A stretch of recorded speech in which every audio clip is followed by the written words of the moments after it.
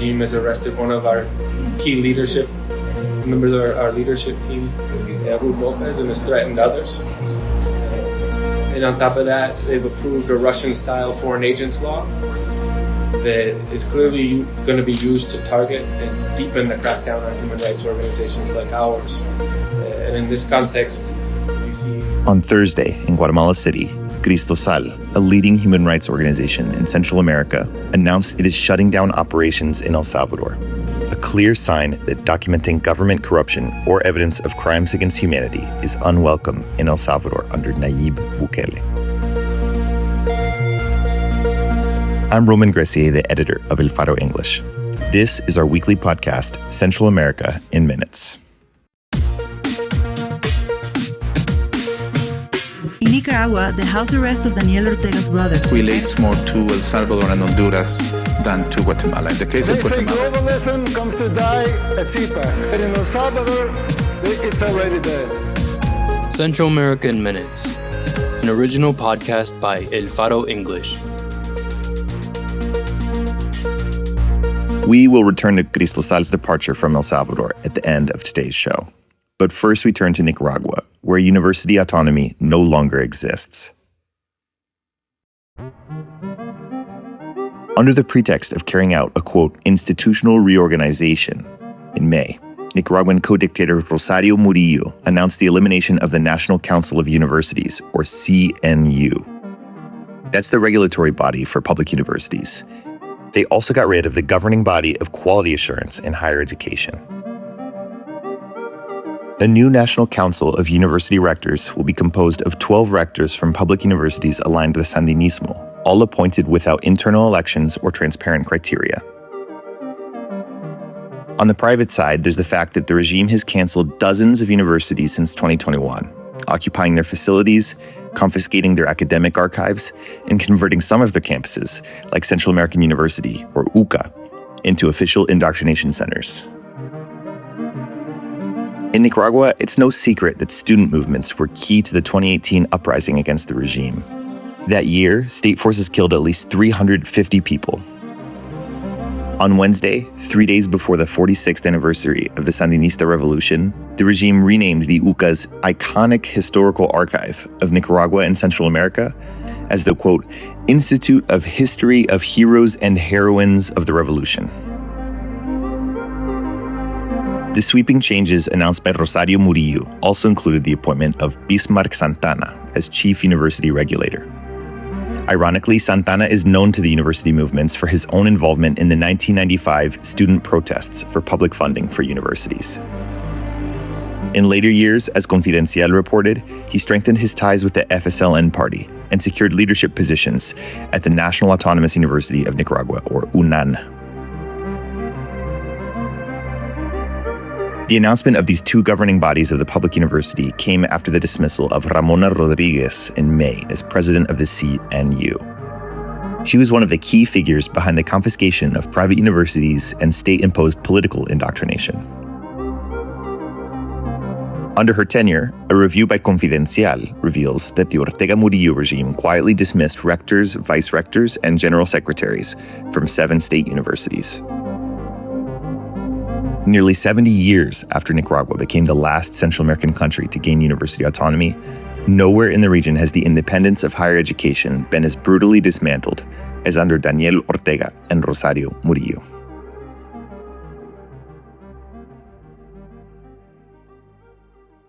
On Wednesday, we published a 3rd issue of our digital magazine, Central America Monthly, called Letters on Exile, From Central America to Chile to Equatorial Guinea. In the last 7 years, more and more anti-corruption prosecutors, judges, public figures, journalists, and human rights defenders have fled Nicaragua, El Salvador, and Guatemala. This is an echo of the region's past, when civil wars and military dictators pushed their critics and opposition to flee or face stiff punishment at home. For this issue, we invited 3 journalists and 1 political cartoonist from 3 continents to recount how doing their job led them to emigrate overnight with a few belongings and a suitcase full of uncertainty. They also described their attempts to continue their work from abroad. Also included is a first-hand chronicle by brothers Oscar and Carlos Martinez of the recent exodus of Salvadoran journalists fleeing the regime of Nayib Bukele. In the Tertulia, our monthly section for academic essays, two investigators in Mexico wrote about how Salvadoran refugees continued their revolutionary activism in Mexico City starting in the 1970s. Read Central America Monthly on our website at elfaro.net/en.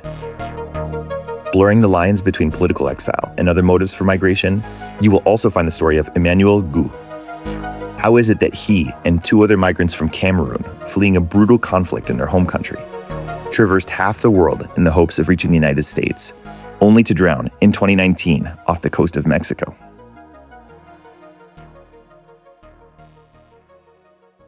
Hola, hola.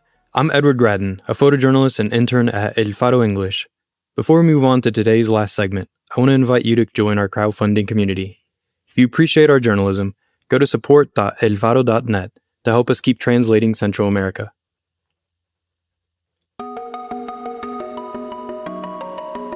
Cristosal, the leading organization documenting corruption and human rights abuses in prison under the Bukele administration in El Salvador, announced on Thursday, July 17th, that they will suspend operations in El Salvador.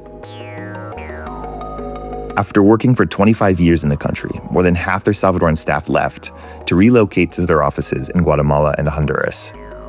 This is part of a trend of human rights advocates fleeing the country identified in this month's magazine.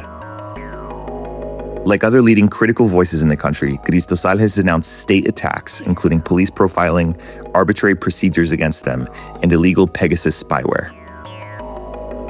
But the turning point for the organization was the capture in May of renowned attorney Ruth Lopez, who was the head of their anti-corruption and justice unit. Lopez had written dozens of reports on corruption in the Bukele government and helped victims of human rights abuses seek relief from a judicial system co-opted by Bukele since 2021. Cristosal called her arrest a sign that staying in El Salvador means the risk of political persecution and arbitrary detention without due process. This is Cristosal director Noah Bullock.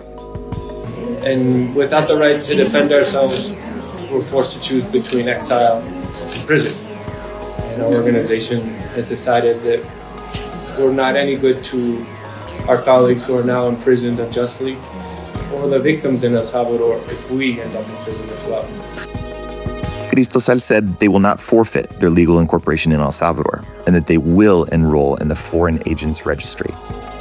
But they view their operations as unviable under a new law allowing the government to impose arbitrary restrictions, taxation, and state surveillance.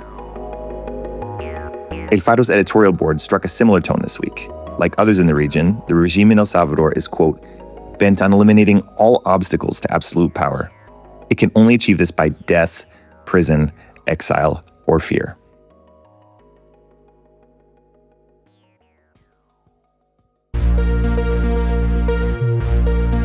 Thank you for streaming our weekly podcast, Central America in Minutes. Today's episode was written by Lerian Colon Santiago, Victoria Delgado, and Juliana Ramazzini. Editing by Roman Grazier, and production and original soundtrack by Omnion. Subscribe and share wherever you do your streaming. Hasta pronto!